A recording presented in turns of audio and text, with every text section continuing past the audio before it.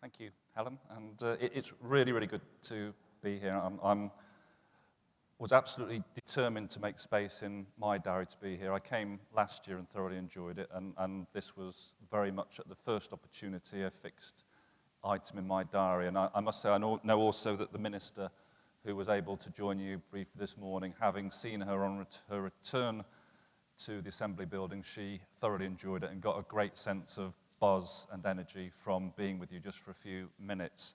I will just say a few words, and it will be few, because I know most people now will be wanting to move into the main part of today's proceedings. The first thing I should say is thanks to everybody who organised the awards. It's taken an awful lot of work, and it's happened over a number of weeks and months, and I think we should just pay tribute to those. So thanks to everybody who's done that. The second thing is to thank everybody who has been nominated for the awards. It's, I think, tremendous that so many people actually put themselves forward or put forward for an award. And having looked at the different categories and the different teams nominated, it seems to me that there's some very important common characteristics, some things that seem to be there in virtually all the different nominations. There is an obsession with quality. There is an enthusiasm to innovate and challenge the status quo.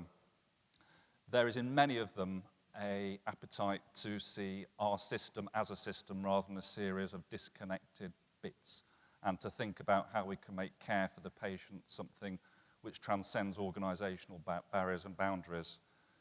In virtually all of them you see the qualities of teamwork, interdisciplinary, interprofessional, challenging traditional ways of working, pulling colleagues together to make sure that the efforts are galvanized and harnessed around the patient. And that's the thing that is in every single nomination, this central positioning of the patient to make sure the patient, the individual, the person is highest in our thoughts when we think about how care can be delivered.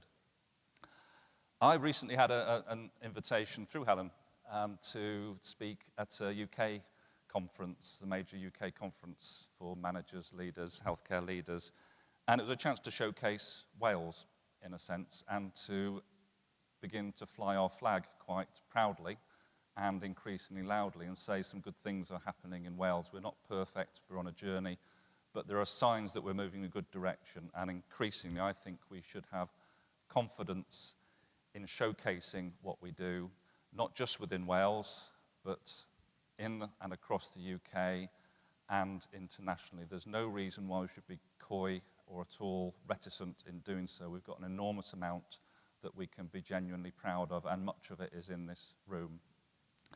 The other thing that I think is within this room is a sense of ambition, and a sense that we should set the bar high and set our sights high for the very reasons that we would want to, that's what the patients and public of Wales deserve. I suppose the final thing I'd say is about change, because we're at a time when there's an awful lot of talk about change, and it's change driven by the money or change driven by shortages of staffing.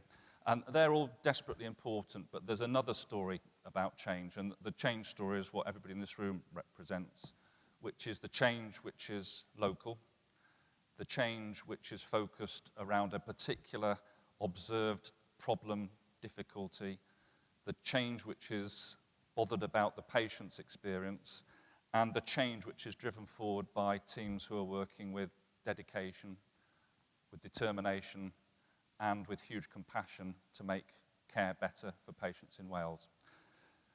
I look forward to the next few minutes of actually turning all those enthusiasms and all that drive into these awards. Thank you very much.